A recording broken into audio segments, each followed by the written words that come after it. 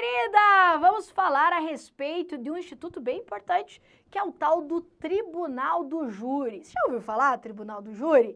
Nossa, a senhora acha tão legal o Tribunal do Júri. Eu também gostava pra caramba. A hora que eu saí da faculdade, nossa, o sonho era fazer o tal do Tribunal do Júri, né? E o que é o Tribunal do Júri? O Tribunal do Júri é uma instituição em que uma pessoa vai ser julgada por pessoas do povo. Nesse caso aqui, quem vai dizer se a pessoa é culpada ou inocente não vai ser um juiz, não. Quem vai dizer isso são pessoas da própria sociedade. Vamos ver o que a Constituição fala a respeito do Tribunal do Júri. Vamos lá. Então, artigo 5º, inciso XXXVII. É reconhecida a instituição do júri com organização que lidera a lei. Então, a lei que vai dizer como é que funciona a estrutura do júri. Assegurados a plenitude de defesa, o sigilo das votações, a soberania dos vereditos e a competência para o julgamento dos crimes dolosos contra a vida. O que a gente pode anotar a respeito desse tribunal? Primeiro, ele é um tribunal, então, popular. Tribunal popular. Entende a doutrina que, inclusive, ele vem assegurar o princípio democrático. Então, eu vou ter lá um juiz e eu vou ter jurados, que são escolhidos, então, dentre cidadãos daquele município, de diversas classes sociais e tudo mais. Entende a doutrina que é o direito do cidadão de ser julgado pelos seus semelhantes. Isso aqui, gente, é uma loucura, na verdade, você tá entendendo? Porque, olha, isso aqui remonta a séculos atrás. Se eu chegar e te perguntar assim, ei, senta aqui, você prefere, assim, coração falando com coração, hein? Abrindo o coração aqui. Você prefere ser julgado por um juiz imparcial, que a ideia é que o juiz tem que ser imparcial, por um juiz imparcial ou pelos seus amigos do Instagram? Pra pensar, hein? Pensa aí. Um juiz imparcial, que não sabe de nada ali da tua vida, não sabe o que você fez no verão passado, entendeu? Tá ali imparcialzão, só julgando conforme as provas do processo. O que chegar pra ele é o que ele vai concluir, entendeu? Ou aquele teu brother, que te conhece desde as antigas, teu amigãozão aí, do Instagram. O que você acha? Quem que é melhor? Eu não sei você, mas não conta pros outros. Mas eu acho que eu prefiro o juiz, falar bem a verdade. Porque, meu amor, o povo quer o quê? O povo quer sangue, o povo quer crucificação, o povo quer o pau torando, essa que é a verdade, olha. É Jesus ou Barrabás? Barrabás! O povo quer ver o pau torando, a verdade é essa. O povo não tem esse negócio. Isso aqui que a gente está vendo para concurso público, juiz natural, presunção de inocência, bibibi, devido processo legal, ampla defesa contraditório. Meu amor, o povão não tá sabendo disso aí não.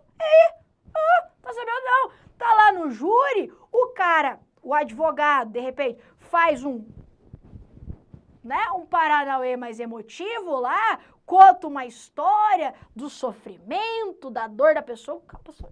Meu Deus, inocente, solta essa pessoa. É ou não é? Ou lá o Ministério Público já faz a caveira, conta uma história ruim do cara lá, um jeito de ver o povo. Vagabunda, é pra cadeia. É ou não é? Ô, louco, nós vivemos a sociedade do julgamento. A sociedade que pune pessoas liminarmente. Aqui não tem ampla defesa e contraditório. O mundo do cancelamento, gente, não tem ampla defesa. Não tem ampla defesa. Aqui a pessoa fez um negócio lá, cancelado. Fez o quê? É ou não é? A gente tá numa sociedade meio esquisita. É ou não é verdade? Pois é. E o júri fala pro cara ser julgado por esse povo. Não tô dizendo que não há sentenças do júri justas, corretas, não tô dizendo nada disso. Eu tô dizendo que é um risco que se corre, né? Falo que é a roletinha russa aqui das ações. E a Constituição, então, prevê aqui esse direito, uma prerrogativa, né, do cidadão de ser julgado pelos seus semelhantes. E ela traz, então, algumas garantias, algumas regras mesmo de funcionamento do tribunal do júri. Vamos vê-las. Primeiro, plenitude de defesa. Quando eu falo em plenitude de defesa, eu estou falando do princípio que você já conhece, que é a ampla defesa. Só que no júri, meu amor, no júri a parada é muito mais doida. No tribunal do júri, o cara pode se valer de muito mais instrumentos de defesa, de convencimento, do que a gente vê, por exemplo, num processo que não tramita no júri. Só para exemplificar. Em ações de natureza penal, eu não advogo atualmente na área do crime, mas já advoguei. Na esfera penal, você tem lá a ação penal, e hoje em dia o processo mudou muito, mas antigamente, para você fazer uma pergunta para testemunha, você tinha que pedir para o juiz e o juiz autorizar a testemunha responder. Hoje, eu já salvo engano aí, você já pode perguntar direto para testemunha e tudo mais. Mas aquilo que você vê em filme americano, aquele negócio do advogado e dando de dedo, e aquilo não acontece no Brasil, não. Ei, aquilo lá é coisa de Suits, sei lá o que é o nome daqueles filmes americanos. Aquilo lá, gente, é filme americano. No Brasil, o negócio é bem mais ali na cartilinha do juiz, não é aquele negócio todo. Só que no júri é. No júri é um pouquinho de teatro americano. Entendeu? Lá no júri pode fazer. Eu me lembro de acompanhar uma sessão do júri que o cara usou fantoche. Fantoche? Fantoche! Bonequinho para exemplificar o negocinho e tal. Por quê? Porque você tá falando com gente do povo. Aqui é a didática comendo solta, entendeu? Então o cara vai ter que tentar ser o mais didático possível para o júri entender o que ele tá falando e, claro, sempre puxando pro lado dele, o advogado para inocência, né? E o Ministério Público lá para acusação do cara. Então, meu amor, ali é briga do melhor ator. E às vezes, aqui entre nós, né? Mas geralmente o advogado é mais assim, espalhafatoso. Geralmente o cara do Ministério Público, o cara mais calmo, centrado. Apesar que eu já vi os caras do MP, ó, bem vida louca lá, falando e gritando, não sei o quê. Mas, em geral, pelo menos os júris, na maioria que eu assisti, você via lá os advogados mais eloquentes e tal, que conseguem persuadir mais as pessoas ali no tribunal do júri. Só que qual que é o problema, o trabalho árduo do advogado? Que no Brasil, a presunção para o povo de inocência não existe. Lembra? No Brasil é o quê? É indúbio pau no réu. Então, a hora que o cara sentou no banquinho dos réus lá, os caras do júri já falaram assim... Tô até vendo aquela tia do júri. Vagabundo, pilantra, matador. Não tem presunção de inocência com o povo. A gente estuda isso aqui e às vezes a gente quer julgar. Você vê um babado na internet e fala, nossa senhora, que vagabundo, matou, fez não sei o quê. Ei, tem processo? A pessoa já se defendeu e a gente já tá o quê? Condenando. Não é? Já quer que a pessoa faça o quê? Não, já quer começar a cumprir pena. Ei, já vai pra cadeia, seu sem vergonha. Não, mas eu nem me defendi. Que defender o quê? Aqui é tribunal do povo, tribunal da internet. Não é? Complicado, né? Bem complicado.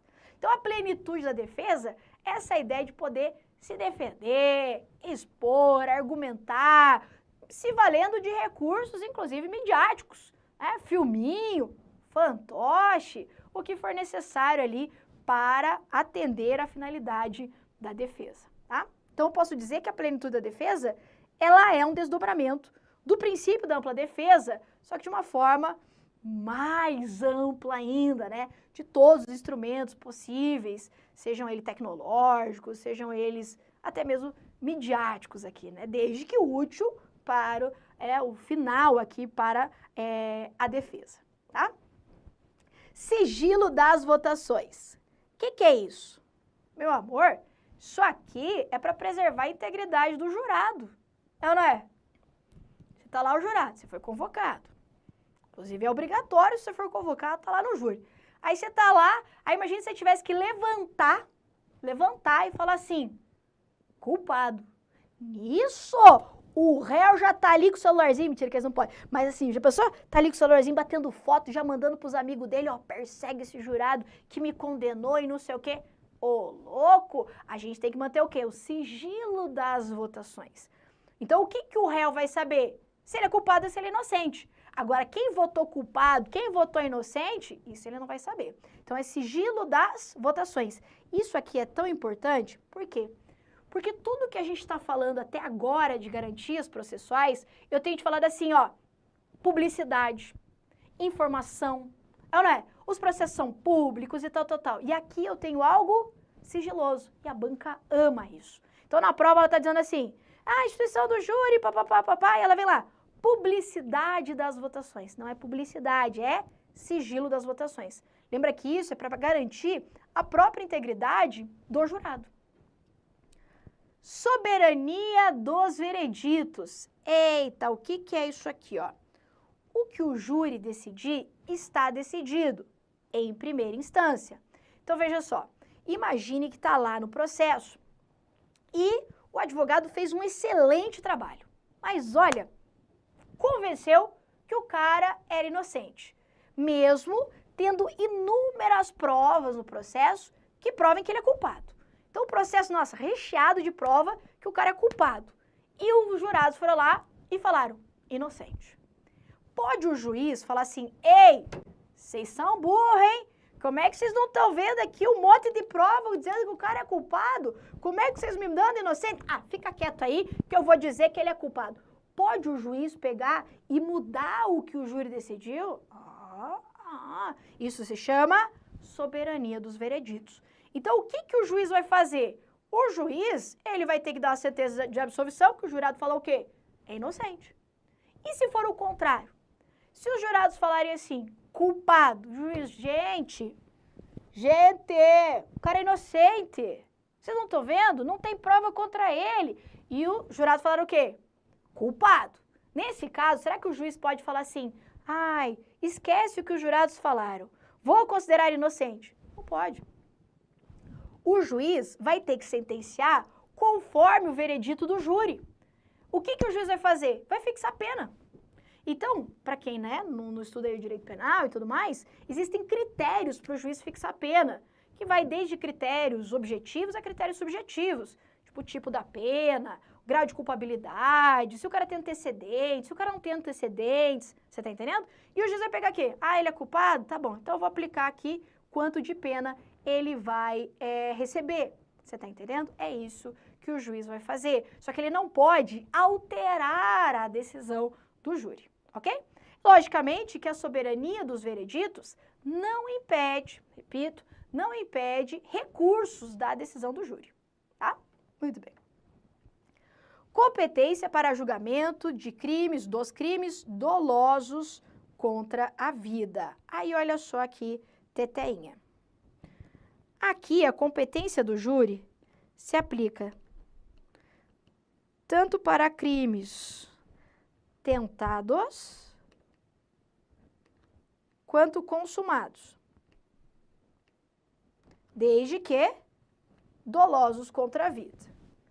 Veja que não se aplica a competência do júri para aqueles crimes culposos contra a vida. Crime doloso é aquele crime com a intenção, né, de realizar. Então, quando fala assim, um homicídio doloso. Homicídio doloso é aquele que a pessoa queria matar. Um homicídio culposo, a pessoa não queria matar, mas matou, né? Agiu lá com imprudência, negligência, imperícia, sei lá o que, matou. O homicídio doloso é aquele que a pessoa falou, não, eu quero matar ele, tal, tal, tal, e vai lá e mata, com dolo é vontade. Veja que a competência do júri é para julgar crimes bem específicos, aqueles crimes dolosos contra a vida. E aqui, meu amor, a maior dificuldade é muitas vezes saber quais são os crimes dolosos contra a vida. E daí, só pode aparecer na sua prova espécies de crime se no seu edital tiver direito penal. Então, se no seu edital tiver direito penal falando dos crimes contra a vida, aí a banca pode vir e dar uma apelada aqui. Por exemplo, crime de latrocínio. O crime de latrocínio, ele não é um crime contra a vida. Ele é um crime contra o patrimônio. Então, a pessoa ela comete um crime contra o patrimônio e, como consequência desse crime, tem morte. esse é o latrocínio. Mas ele não é um crime contra a vida, porque o dolo inicial não é matar a pessoa. O dolo inicial da pessoa é roubar, se apropriar lá da propriedade de alguém. Então, o latrocínio não é um crime doloso contra a vida. E daí, às vezes, a banca vem assim. É competência do tribunal do júri o julgamento dos crimes dolosos contra a vida, como, por exemplo, homicídio e latrocínio. Latrocínio não. Você está entendendo? Latrocínio não, porque o latrocínio não é um crime contra a vida, ok? Mas como eu disse, a banca só vai poder apelar nisso aqui se eventualmente tiver direito penal lá no seu edital. Na maioria das questões de constitucional vem assim. É competência do tribunal do júri o julgamento de crimes dolosos e culposos contra a vida. Não é culposo, isso é crime doloso contra a vida. Aprofunda esse tiquinho aqui com a tia, ó. De acordo com o Supremo Tribunal Federal, a competência do júri não é absoluta. Então, a competência do júri não é absoluta, podendo ser ampliação por lei, seja por norma infraconstitucional. Então, só grave isso. A competência do júri, ela não é uma competência absoluta. Isso porque eu posso ampliar as competências do júri através de lei. Ok aqui? Muito bem. Súmula vinculante 45 aqui, ó, e vamos lá. Olha o que diz essa súmula. A competência constitucional, vou pegar a vermelha, do tribunal do júri prevalece sobre o foro por prerrogativa de função, estabelecido exclusivamente pela Constituição Federal. Então, vamos lá. Algumas pessoas, já falei isso para você no decorrer das aulas, elas possuem um negócio que a gente chama de prerrogativa de foro. O que é isso? Algumas pessoas, elas são julgadas originariamente, por tribunais superiores. Lembra que eu te falei, por exemplo, dos caras do Supremo Tribunal Federal, ou mesmo do presidente da República, se ele comete um crime comum que tem relação com o exercício da sua função, ele é julgado originariamente no Supremo Tribunal Federal. Agora, vamos imaginar um cara que tem a prerrogativa de foro, ou seja, de um tribunal superior, e cometa um crime doloso contra a vida. Quem vai julgar esse cara? O tribunal do júri ou o tribunal que a Constituição elegeu para julgar ele? E daí, através dessa súmula, a gente conclui que, se a competência estiver sido definida pela Constituição Federal, prevalece a prerrogativa de foro definida pela Constituição Federal. Agora, se a prerrogativa de foro estiver estabelecida na Constituição Estadual, aí prevalece a competência do júri. Quer ver? Vamos esquematizar. Olha lá. O que a gente pode anotar? Então, imagine uma pessoa que tem prerrogativa de foro, ok? E daí tem lá a competência do foro dela, estabelecida na Constituição Federal. E ela cometeu um crime doloso contra a vida. Se é crime doloso contra a vida, eu tenho também a competência do Tribunal do Júri. Aí, quem que vai julgar essa pessoa? O Tribunal do Júri ou o órgão, né, definido ali pela Constituição Federal? E a resposta é aquele foro definido na Constituição Federal.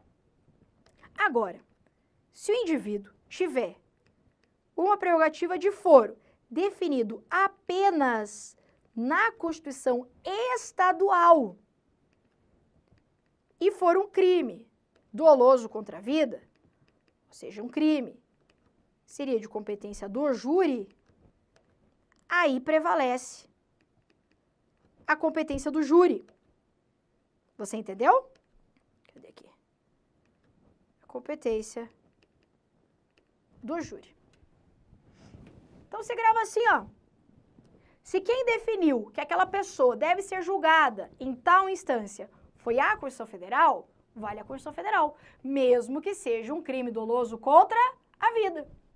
Agora, se quem definiu aquela competência, ou seja, o foro que aquela pessoa vai ser julgada, foi só a Constituição do Estado, aí vai valer a competência do Tribunal do Júri, tá? Então, no caso, vamos imaginar que de um ministro do Supremo Tribunal Federal mesmo, que tenha cometido um crime doloso contra a vida. A Constituição define o foro deles, onde? No próprio STF. Então, mesmo que seja um crime doloso contra a vida, que em regra seria de competência do júri, ele vai ser julgado por aquele foro definido na Constituição Federal. Agora, se a prerrogativa de foro estiver apenas na Constituição estadual e eu tiver um conflito com a competência do Tribunal do Júri, aí permanece a competência do Tribunal do Júri. Ok aqui? Muito bem! Encerramos, então, aqui as nossas garantias penais, garantias constitucionais, algumas delas, de natureza penal. Espero que você tenha gostado. Até a próxima. Tchau!